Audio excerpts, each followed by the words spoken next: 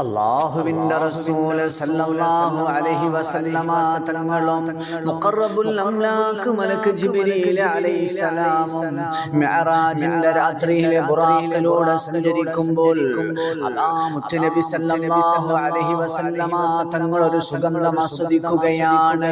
എന്തൊരു പരിമളമാണ് അടിച്ചു വീശുന്നത്!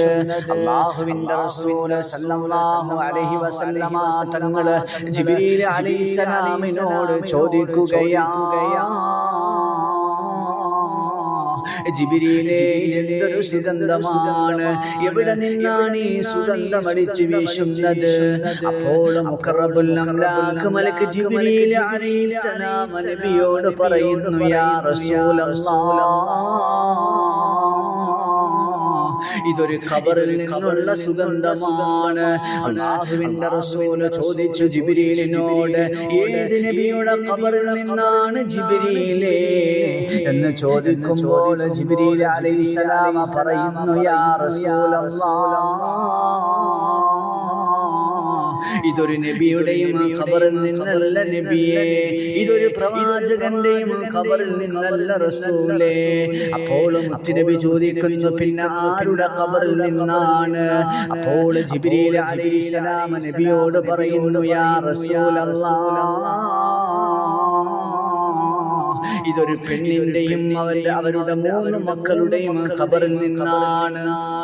അപ്പോൾ അല്ലാഹുവിന്റെ റസൂൽ സല്ലല്ലാഹു അലൈഹി വസല്ലമ തങ്ങൾ ചോദിക്കുന്നു ജിബ്രീലിനോട്, ഇങ്ങനെ ഈ പദവി കിട്ടാൻ ആ പെണ്ണ് എന്താണ് ചെയ്തത് ജിബ്രീൽ?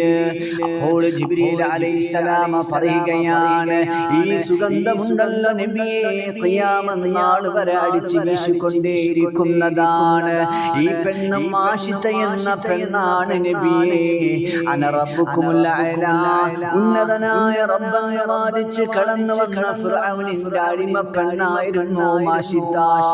ഒരിക്കലും മൂസാ നബി അലൈഹിസ്സലാം മാഷിതയോട് പറഞ്ഞു, മാഷിത, എന്ത് നന്മയായ നല്ല കാര്യം ചെയ്താലും ബിസ്മി പറയണേ മാഷിത.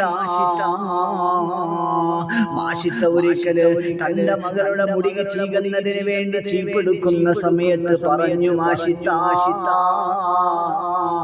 ബിസ്മില്ലാഹിർ റഹ്മാനിർ റഹീം.